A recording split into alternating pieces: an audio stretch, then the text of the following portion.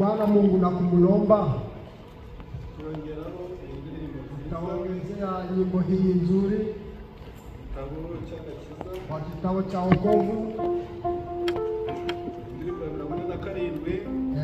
Ni nyimbo 47 kwa nyimbo za wokovu. Nambari gashira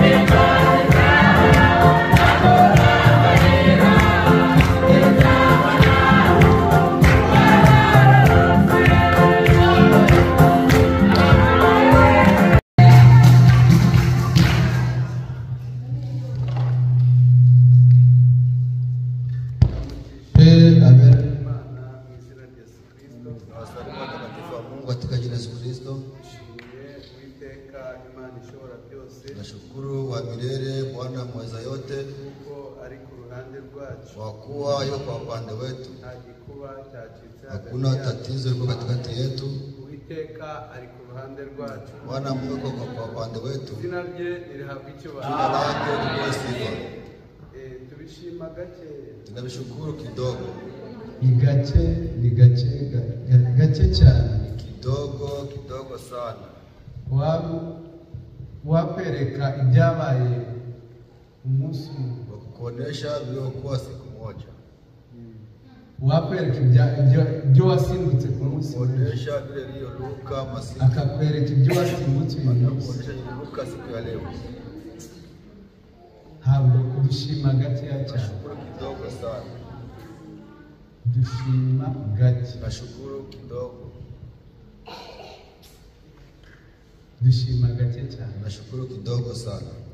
Sinzi niba mujya mubireba, mujya mbona ukabona umuntu nta maboko afite, hana mtu, hana mikono, nta n'amaguru afite, hana miguu, none ikigeretseho cha kufuata n'umunwa nawe ntawe afite, nayo hana, arya ari kugaburirwa n'ibyuma, anakula kwa kandi ari mu gihugu gikomeye gifite ubuhanga kabisa na utaalamu, akazabaho ubuzima bwe bwose aregwa n'ibyuma, anaishi kwa kutumia atazamenya uburyo tubayemo ntazi imirimo yo muri kampani, ntazi imirimo yo mu rugo, ntazi gutwara imodoka. Muganga yaravuze ngo imibereho yawe yose ugeze upfuye ni mu bitaro. utakufa wewe utaishi ndani ya hospitali. Uri kumva tudashimagana. Nasikia sisi kabisa tushukuru kidogo. Njyewe ndagenda ngigorora ndanuka nkajya mu modoka nk'abadage. Twagera imbere y'Imana baririmba nkagira iki? Oya ni gake, ni gake dushima gake. Nashukuru kidogo. Ariko Lakini Imana izajya tubaho. Mungu hakuna tuelehemia.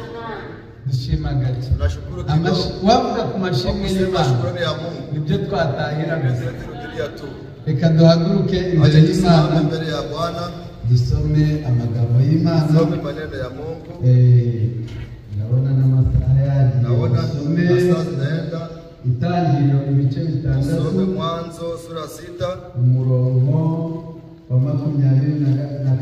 Mstari wa 22 tu ile pekee. undi musomyi arasimbuka dusomere Msomaji mwingine ataluka asome ibice 7 umurongo wa 5 wonyine. sura ya 7 mstari mmoja tu. Undi nawe arasoma Matayo ibice 10 umurongo wa 11 Mathayo 10:11 kugeza kwa 19. hadi 19.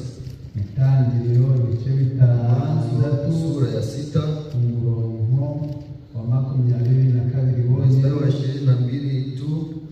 Asimbuka agiye ku bice 7 Arukende umurongo wa 5. 7 mstari wa 5. Undi arasoma Matayo Mwingine asome Mathayo sura ya 11 kugeza kwa 12. hadi 12. Wahabonye Aliyepata asome. mu izina rya Yesu Kristo.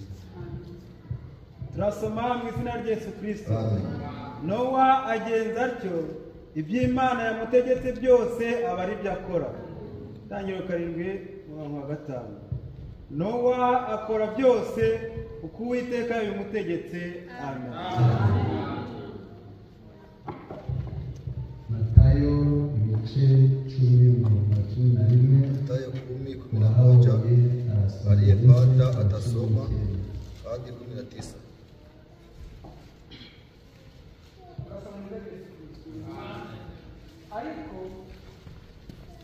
ariko umudugudu wose cyangwa ibirorero icyo muzajyamo mushakemo uwo muri cyo ukwiriye aba ari we ucumbikira, aba ari we ubacumbikira, mugeze aho muzacumbukurirayo. Nimwinjira mu nzu mumaramutse, inzu niba ikwiriye amahoro yanyu ayizemo, ariko idakwiriye amahoro yanyu abagarukire.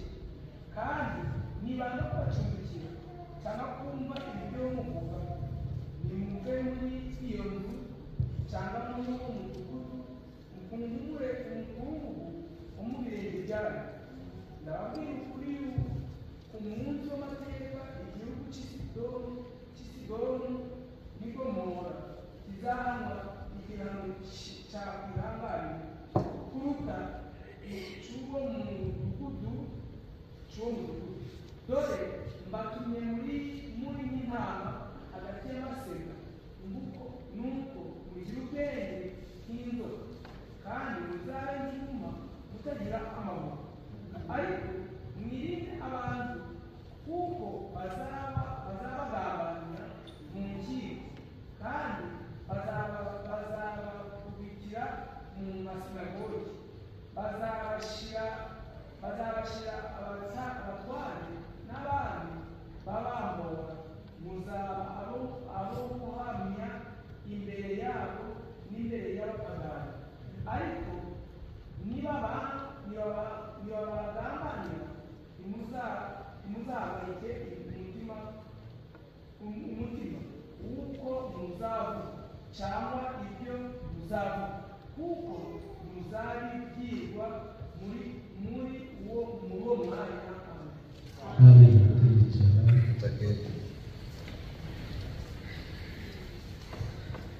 Imana imugisha amagambo yayo. Mungu abariki maneno yake Izina rya Yesu katika jina la Yesu Kristo. Katwinginge nene datashe tunasihi ndugu Asheri ambazo kongeye kuza imbere zawe mwana wa Yesu Kristo, kongeye kuza tukuzaniye ijambo risomwe riracyari inyuguti, ariko weho niho umenya ibidukwiriye. Weho wavuze ngo inyuguti irica, ariko umwuka agatanga ubugingo. Ongera uze udusobanurire aya magambo, utuvaniremo umutsima wo kurya, muri aya magambo utuvaniremo amazi yo kunywa, kuko ariwe wavuze ngo umuntu utazabeshwaho n'ibyo kurya gusa, ahubwo ijambo ryose riva mu kanwa k'Imana rizamuheshaho. Garagara hagati yacu mu izina ry'umwami wacu Yesu Kristo. Umukozi uhagaze imbere zacu ni umuntu, ntacyo yashobora, nta n'ukazi ibikwiriye umwe wese wicaye aha. Ngaho rero ngwino weho umukomeze, abe igikoresho, nawe uze uvuge muri we. Natwe duteze amatwi kugira ngo twumve iby'umwuka abwira amatorero. Byose tubyamaje kwizeye mu izina ry'umwami wacu Yesu Kristo. Amen. Imana yacu ibaha umugisha mu izina rya Yesu Kristo.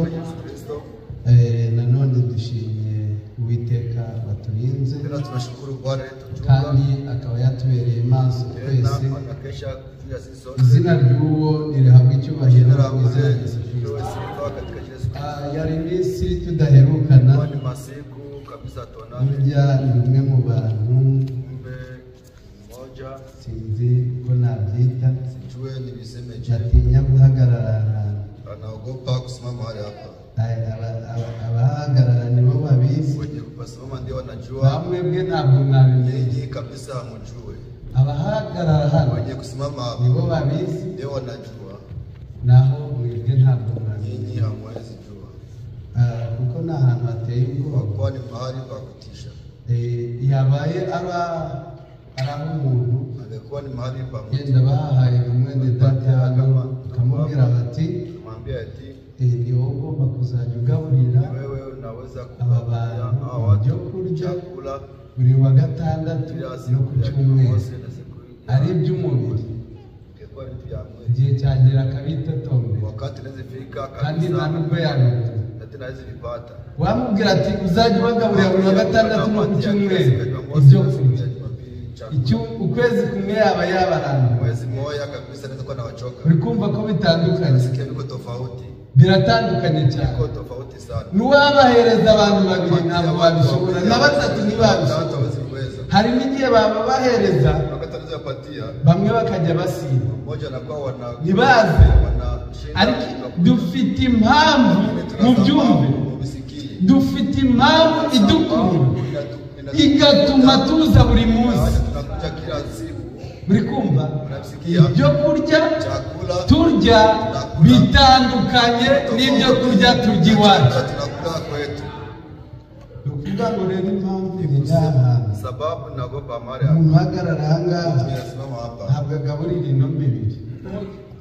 pakulie watu chakula. Muri kunyumva, afite undi muntu agaburira, Kuna mtu anapakulia kandi uwo muntu kumugaburira ntabwo ari ugupfa kugabura gusa, kufa kupatia chakula tu, ni ugutabaza ijuru ni kuita mbingu. ati wajuru, Mbingu ni njyewe wateguye uyu munsi, umanuke rero ugaburire uriya muntu. pakule chakula ule mtu Muzi ngo aba yicaye mu ntebe ari kureba TV. anaketi ndani ya nyumba anaangalia TV. Muzi ngo intekerezo ze n'imigambi ye biba biri na hano. shamba yake vinakuwa hapa, Ntabwo byoroshye. sio Noneho gerekaho no guhagarara imbere y'abantu nk'aba. simama mbele ya watu kama hawa. Ni abantu batandukanye, ni nko kugaburira abanyesoko. Ni watu tofauti, ni kama kupatia Mu chakula. isoko hari uba waje kugura inyanya, hari uba waje kugura amateke, hari n'undi uba waje kureba abambaye nabi, hari n'undi uba waje kuvugagura gusa, hari n'undi uba waje apfuye kuza gusa, hari n'undi uba waje yaje gutukana. Abo bose bahurira mu isoko. Mu isoko hazamo n'abasazi. Mwari muzi ko rino ari isoko? Ni isoko rya Senyeri. Amen. Abo bantu bose Wale watu wote kubagaburira biragoye. kupatia chakula sio Abo bantu bose kubaje kwa babwije ukuri ni ibintu bikomeye. Hari tunachokesha n'abaza baje kuvuga na wenyewe wanakuja nasema ule uriya ameze kuriya. ule iko guhagarara imbere y'abantu Mbere y'abantu. ejo bundi umwana wese nabona anyura ahangaha Tunapita hapa. yambaye amapantaro ageze hano abo barahari bose baraza Wote wanakuja. ni mu isoko Hapa ni sokoni. uriya aje imbere y'abantu Hapa mbele ya watu. ejo bundi umugore wese nabonye yifashe Tunaona nishikamata hivi. munsi ngo n'uyu uhagaze hano bareba gusa baradusoma muradusoma mugahera ku birenge mukagera ku mutwe mukajya no mu rugo mugatambagera no ku mashuri mukajya no muri kampani muri kumva ukuntu bimeze Unasikia vile viko. ni ibintu bikomeye cyane Vitu ya ajabu sana. ndabitinya rero cyane Mimi naviogopa sana sasa. ndabitinya Ninaviogopa. imana ibamugisha Mungu awabariki. sinzi ukuntu mbigiye Jinsi navingia ndani. ariko hano hantu hateye ubwoba Hapa hii mahali inatisha. Imana yateguraga umuntu wo kuganira Mungu ilikuwa akaganiriza ubwoko taifa binyuriye muri uwo muntu kupitia ndani ya mtu. bwa mbere ikintu Mara ya yakora kwanza kita alikuwa anafanya. yamutandukanyaga n'abo bantu Alikuwa anamtenganisha na wale amen watu. ikajya kumuganiriza Inampeleka kumzungumzisha pekee. agafata Mose Anakamata Mose. Anamwambia kuja. nshaka kuvugana na Aende bandi kuzungumza na wale. harimo abakoze biriya Wale wenyewe walifanya hivi na hivi. ni wowe nahise Ni wewe nilichagua.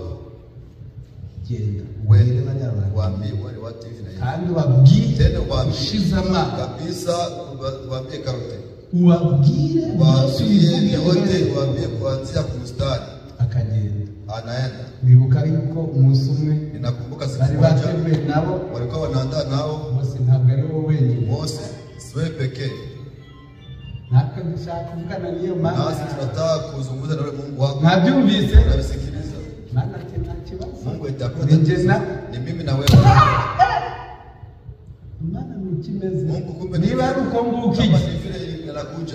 bihe igenda Wende, genda wende. iteye ubwoba mwabana Inatisha yeye ibyo watu. nibyo nari ndi kuhabwira bwa mbere Naambia mara ya kwanza, mumbabarire cyane mrehemie sana. iminsi myinshi tudaherukana Nyingi kabisa. ariko dusomye amagambo y'imana umutwe w'amagambo turakuramo n'uyu Kichwa ya ngo Bwana tutoe na niye ni iby'umwihariko ni ya binafsi. amen Amen. iby'imana ni iby'umwihariko Ni vya binafsi. amen Amen.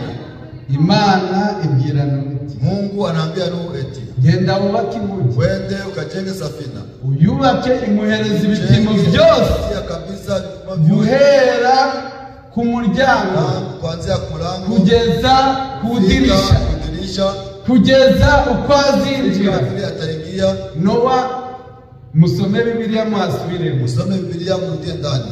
yari afite umugore yari afite umuryango Alikuwa na mke, alikuwa na jamaa. some bibiliya neza Usome Biblia wongere usubiremo wongere usubiremo Ongeze urudie. nusanga hari umuntu wafashije nowa Na mtu mwingine saidia Nuhu. kuri iyo mirimo imana yamutegetse Mungu alimwamuru. ugaruka umbwira ati Rudi waratuye niambie utudanganye. bibiliya iravuze ngo Biblia nowa inasema no. abigenza utyo Anafanya vile uko imana yagize kama ute vile Mungu yabimutegetse alimwagiza byose vyote. amen Amen. amagambo rero turi buganire n'aya Tunazungumza ni haya iby'imana ya Mungu ni iby'umwihariko ya binafsi. amen Amen. kandi ubwo twabirangije Lakini nimutinda tunamaliza tuje mkizibara utakutana na ni Israeli. iby'umwihariko Ya gutera binafsi je? ni iby'umwihariko kuko iyo bitaba Kama iby'umwihariko ya binafsi wakabaye wifata neza ahangaha hata vizuri hapa. wakabaye usokoza imisatsi ahangaha neza wasaba kurenza umuryango ukifata nabi Nashikamata vibaya. yabaye ari ibya rusange Kwa ni vya wakabaye witonda ugeze muri izi ntebe wagera muri kampani bakakubona mu yindi shusho wanakuona mwingine ariko kubera ko ari iby'umwihariko cya kindi kiri muri wowe ndani yako.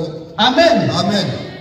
wa mwihariko uri muri wowe Ile yako binafsi muri kubyumva unabisikiliza. wa mwihariko uri muri wowe Binafsi niwe ujyana nawe intambwe tugiye wajya gukora bino ukakubwira ngo ntubikore anakwambia usibifanye. Amen. Amen. Wajya kujya hari ukakubwira ngo ntujye. Atakwambia usiende. Uwo niwo nshaka kubabwira. Ule ni njoo nataka kuambia. Reka dusome Yobu igice cya mbere umurongo wa 8. Sura kwanza Mvugo ntari by'umwihariko. kama ni vya binafsi. Amen. Amen. Yobu igice cya mbere umurongo wa 8 kugeza kwa 12 hadi 17. Mwihute. Barikishe. Dusome mu izina rya Yesu Kristo. Amen.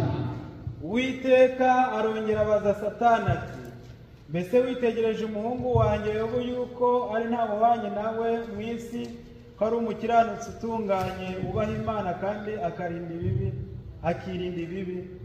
Maze Satani asubiza Uwiteka ati, ariko se ugira ngo Yobu yubahira Imana ubusa? Ntiwagiye umurinda we n'inzu y'ibyo atunze byose, wahiriye umurimo w'amaboko ye n'amatungo ye agwiriye mu gihugu. Ariko rambura ukuboko kwe ukore ku byo atunze byose, nawe azakwihakana ari imbere yawe. Amen. Imana igumugisha. Mungu akubariki ndugu. Uwiteka Bwana Mungu aratira Yobu Satani. Satani yarazi ngo umwihariko wa Yobu. Binafsi ya Yobu. Amen. Amen. Muri kubyumva? Yarazi ngo umwihariko we yafiteye kuko yari yakikanye. Umwihariko we urangiriye kuko yambaye neza. Oya! Umwihariko hari ahantu bitse. Uwiteka aravuga ati, Bwana Mungu anasema eti namukuratiye kuko ndamuzi. nakutabia juu na Reka Uwiteka azi umwihariko Bwana Mungu wawe. anajua binafsi yetu. Azi umwihariko wanjye. Binafsi wako. Azi ko muhamiriza. Kandi azi ko Tena mukunda. jua kama mpenda. Amen. Amen. Uwiteka aratuzi. Bwana Mungu anatujua. Uwiteka aradutambagira, akatumenya, akinjira no mu byumba, akajya no mu bisoko, akareba uburebure bwawe. Hari ubutumwa umuhanuzi w'Imana yabwirije ku burebure buturana n'umuntu. Iyo ufashe icyuma ukagishyira ku isuma, hari ibintu bikururana. Uwiteka rero arebye Yobu aravuga ati, uyu nguyu iyo tuganiriye turumvikana. Iyo mubonye umva mu mutima wanjye hari ikintu, hari uburebure, hari imbaraga iri kumvamo ikamujyamo. Ese nawe Uwiteka nikakubona? Amen. Amen. Anamwangalia, Anamureba, anamtazama, amuhera kwiri, aravuga ati mu bana ugomba kurata uyu ndawari. Ese nawe mu bantu uyu mwanya Uwiteka yahaguruka akarata nawe. Amen. Amen. Aravuga ati uyu muntu ugomba kumurata. Ninaweza Satani na wali perezida. Satani Ibilisi naye anaanza. Satani naye waba uri umunyamuro, uko waba umeze kose, waba uri munini, waba uri mutoya, Satani araza. Amen. Satani araza. Ibilisi anakuja. Indiracamo ni nyinshi, yewe ntabwo nzizi, ariko Satani araza. Ibilisi anakuja. Hari uw'amagambo araza, hari uw'imirebere araza, hari uw'imivugira araza, hari uw'imyifatire araza. Satani araza. Kandi kiba kimuzanye no kugerageza. Kuja kujaribu. Nta yindi ntego ya Satani uko byamera kose n'umugambi w'Imana agomba kumugerageza. Ariko araza. Yobu yari igikomangoma, ari igisonga cy'Imana, kugeza ubwo umutima we n'uw'Imana byabaga biri kumwe.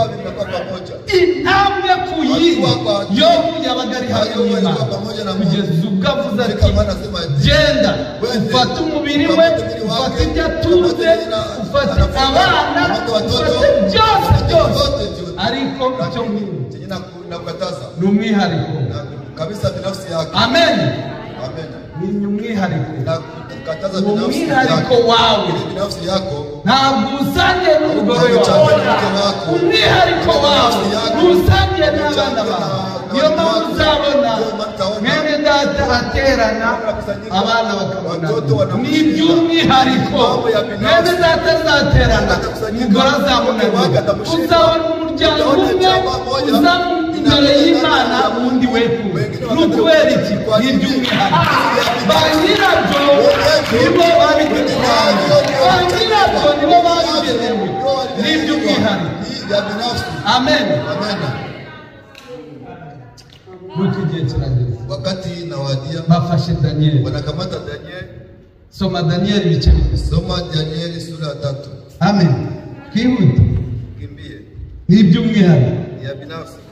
Mwumve ko ntari iby'umwihariko. Danieli ibice 3 umurongo wa 12. Twihute mwene data. Tugeze kwa 18. Kwa 18.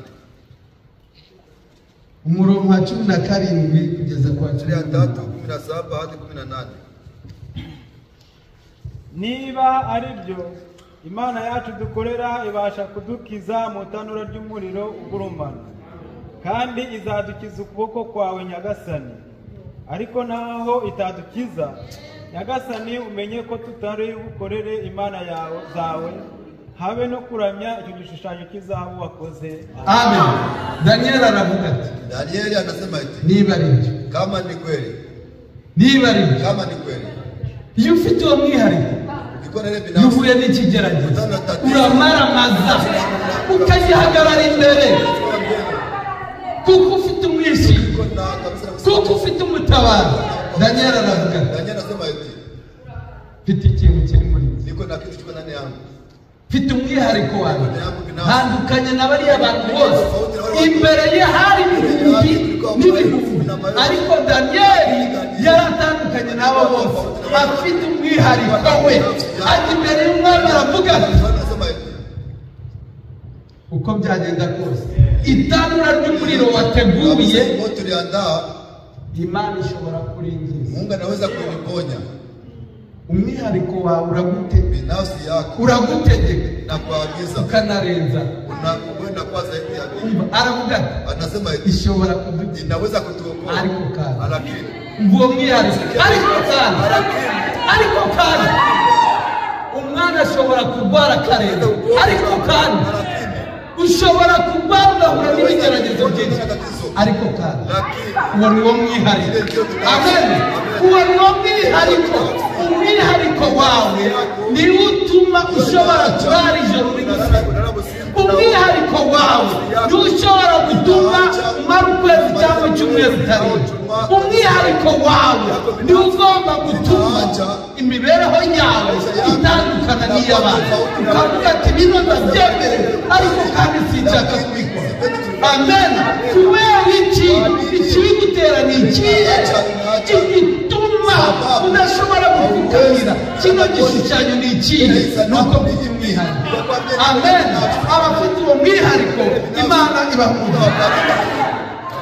Umwihariko ni mwiza, ni iby'umwihariko.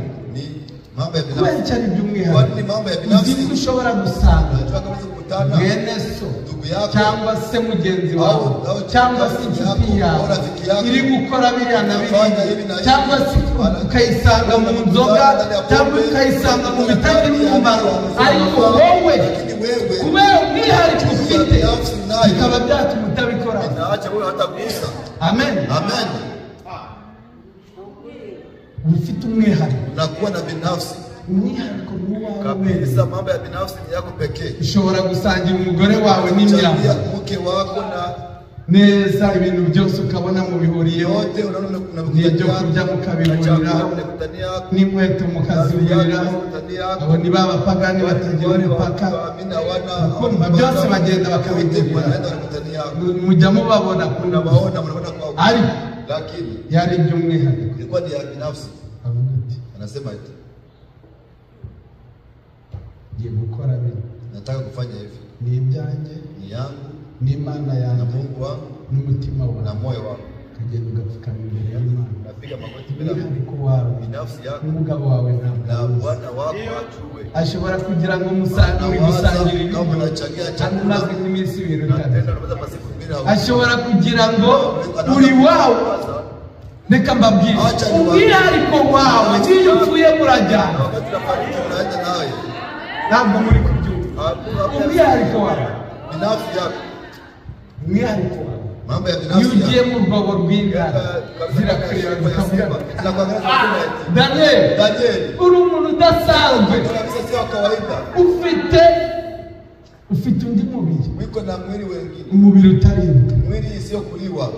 umubiri ufite Mwili kabisa inyungu kuna wengine harufu. n'umubiri udakorwa Kabisa igusiwe. n'umubiri wihariye Mwili kabisa na ya pekee. imana ibakunze Mungu awabariki. dusome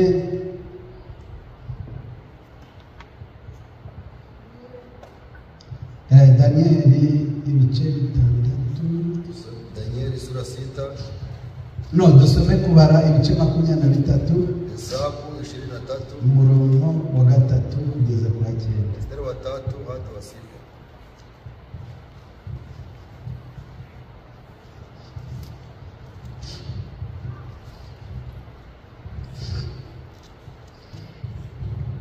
kubara ibice 23 Hesabu sura ya 23, umurongo wa 3 kugeza kwa 9 mstari wa 3 hadi wa 9. amen Balamu abwira Balaki ati hagarara iruhande rw'ibitambo byawe byoshejwe nanjye njye ahari Uwiteka araza ansanganire icyo ambwira je kikubwira aja mu mpinga y'ibiharabari Imana isanganira Balamu irambwira iti niteguye ibicaniro birindwi ntambira ku gicaniro cyose imfizi n'isekurume intama Uwiteka ashaka ijambo mu kanwa ka Balamu aramubwira ati subira kuri Balaki uvuga uti amusubiraho asanga ahagararanye n'abatware b'Imowabu bose iruhande rw'ibitambo bye byosheje aca umugani ahanura ati aca umugani uhanura Nakata alisi sura ya 8. muri Abaramu nibo Balaki yaguye umwami w'Imowabu yakuye mu misozi y'iburasirazuba ati ngwino umvubire ubwoko bwa Yakobo ngwino urakarire ubwoko bwa Isirayeli nuvuma navuma nde ab'Imana itavumye amen kandi narakarira nde ab'Imana itarakariye amen kuko nitegereje ubwo bwoko ndi hejuru y'ibitare nkabwitegera ndi mu mpinga z'imisozi dore ni ubwoko butura ukwabo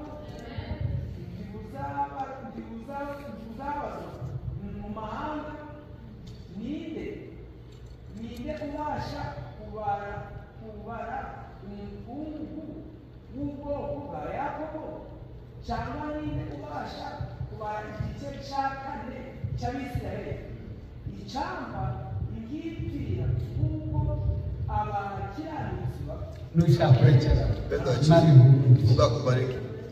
yarabirebye Aliwaangalia babwije ukuri Niwaambia kweli. wagiye kuvuma ule Abisirayeli mtu alienda kulaana Waisraeli. ntabwo yari mu mubiri Hakuwa ndani ya mwili. yagiye ngo mu mwuka Alienda ndani ya kiroho.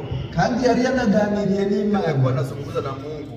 ariko agira umwuka wo kuvuma Anakuwa na roho ya kulaani. hari abantu bashobora kuganira n'Imana na Mungu. ariko Lakini muri bo ndani harimo yao umwuka wo kuvuma wanakuwa na roho wa kulaani. mwabyumvise Unavisikia? ariko Imana irabyaha lakini Mungu anakatala. irabitegereza Anawatazama, anasema ati wale watu nikiwatazama abandi nasikia kwa kuroho yangu bafite umwihariko utandukanye n'uw'abandi. tofauti na wengine. Genda uvuga uti Wewe tuseme eti ndabitegereje, nawatazama mbese uko yabonaga yahise abona video niko anaona kama video ahita yinjira mu kindi kintu, anaingia ndani ya kinanga, imishusho iza mu maso ye uko yabitekereza. Muri we hari yajya kumva akabona haje n'indi video.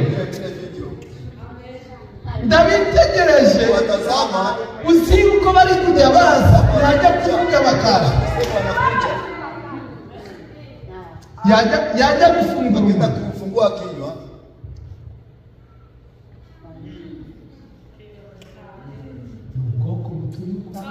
taifa inakaa pekee.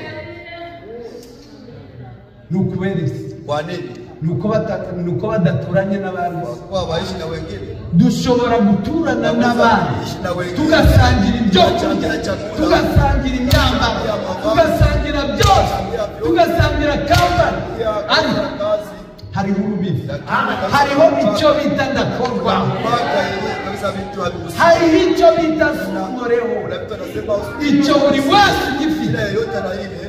Satani niyamubonye. Amen. Aravuga ati ahangaha ntabwo harenze, dufite umwihariko wacu. Amen. Abo yabitoranirije Imana ibahumurije. Kadusome. Acha tusome. Twagiye. Tunaenda.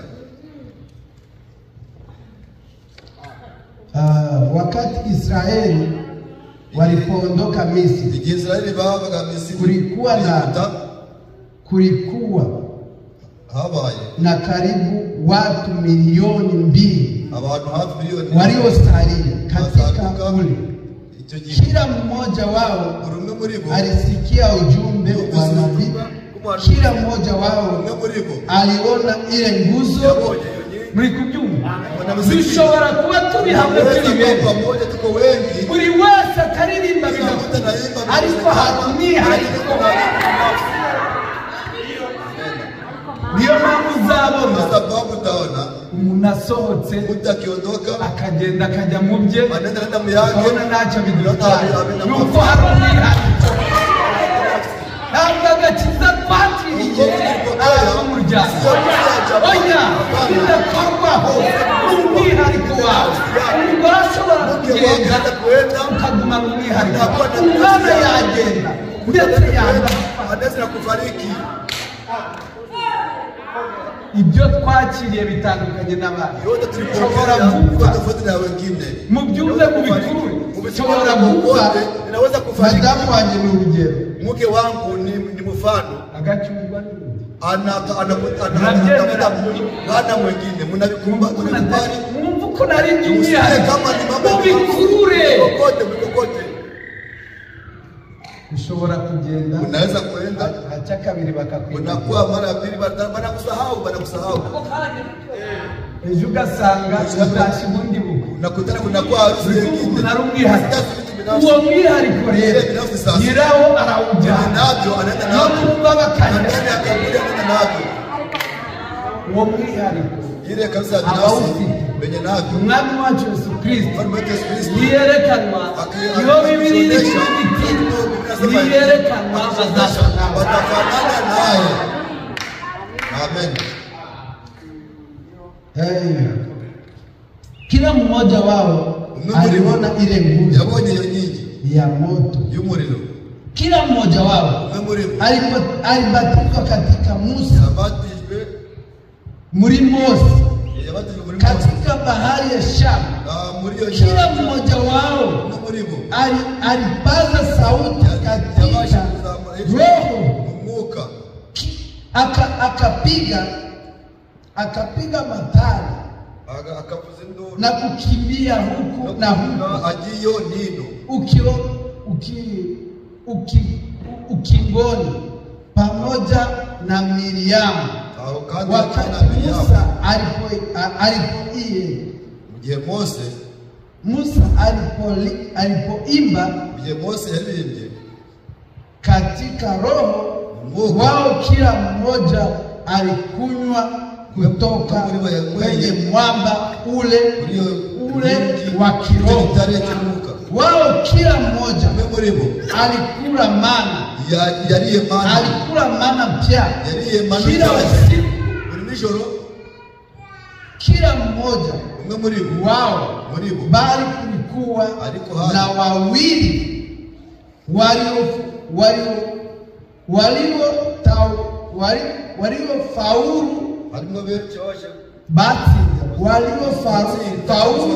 kuingia kwenye ile nchi, mmoja katika milioni, bali wengi ibihumbi,